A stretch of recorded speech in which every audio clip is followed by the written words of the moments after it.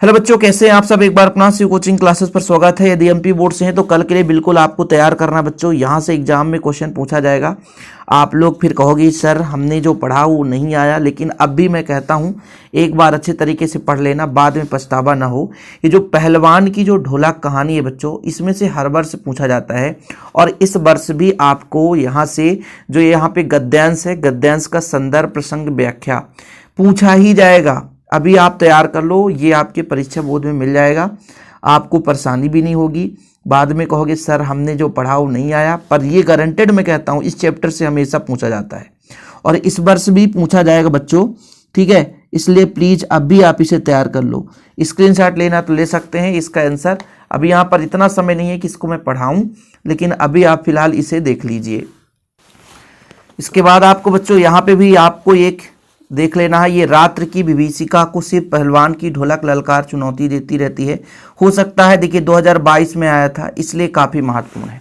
मैं यहाँ पे आपको दिखा रहा हूँ ताकि आपको दिक्कत ना हो। संदर्भ प्रसंग व्याख्या, इसे आप पढ़ लेना। परीक्षा बोर्ड में पेज नंबर 73 है बच्चों, ठीक है। ये आपका एक प्रश्न हो गया। वायरल प्रश्न पत्र से ही मैं अभी मेरे को कई सारे बच्चे भेज भी रहे हैं कि सर वायरल प्रश्न पत्र है। यहाँ पर आप देखिए, तो देखो बच्चों यहाँ पे अगला देखिए, अब मैं यहाँ पर ले आया हूँ, है ना, बात सीधी थी पर। इस चैप्टर से आपको पढ़ना था, ठीक है। बात सीधी थी पर इस चैप्टर में आपको पढ़ना है। ये पेज नंबर है आपका 27। परीक्षा बोर्ड जिसके पास नहीं है तो स्क्रीनशॉट ले लें। इस प्रश्न का उत्तर यहाँ पे, ठीक है, काफ़ी महत्वपूर्ण है। जो महत्वपूर्ण है वो चीज़ मैं यहाँ पे प्रोवाइड कर रहा हूँ आपको। बात सीधी थी पर एक, ठीक है, इस चैप्टर से आपको पढ़ना है। इसे ही पढ़ लेना और भी इसके आगे का पढ़ लेना, बाकी आगे पढ़ने की जरूरत नहीं है। 2 चैप्टर मैंने आपको बताया, एक पहलवान की ढोलक से, ठीक है।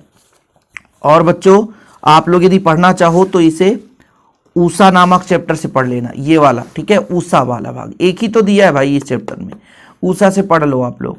ऊषा से देखिए, इतना जरूरी नहीं कि इतना लंबा चौड़ा दे, इसका आधा भी दे सकता है, लेकिन आपका संदर्भ प्रसंग वही रहेगा, संदर्भ प्रसंग वही रहेगा, इसमें कोई छेड़खानी नहीं करनी है। ओके, तो क्लियर है बच्चों, इसे आपको तैयार करना ही करना है।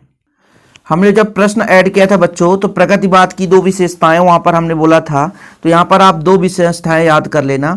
एक रूढ़िवाद का विरोध, एक यथार्थ का चित्रण, जो आपको सरल लगे। तो यहां पर 2 आपको तैयार करना है प्रगतिवाद की 2 विशेषताओं में से। 2 विशेषता कोई भी तैयार कर लेना, बिल्कुल वायरल प्रश्न पत्र में से है बच्चों।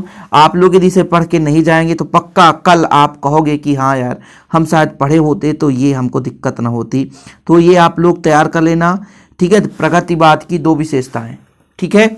इसके बाद यहां से आप नई कविता की 2 विशेषताएं तैयार कर लो।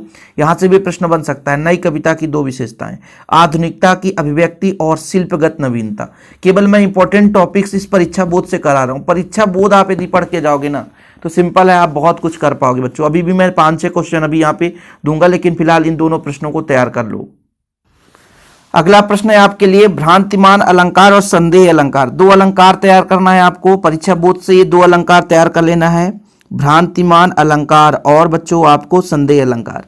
इन प्रश्नों को बिल्कुल नहीं छोड़ना है, तैयार कर ही लेना है, ठीक है। भ्रांतिमान कहाँ क्या होता है बच्चों, जैसे किसी वस्तु को देखते हैं तो भ्रम हो जाए, और जब किसी वस्तु को देखते हैं तो निश्चय न हो संदेह, वहां पर संदेह अलंकार। जैसे सारी बीच नारी है, किनारी बीच सारी है, कि सारी ही किनारी है, किनारी की सारी है। तो ये 2 अलंकार आपको पढ़ना है।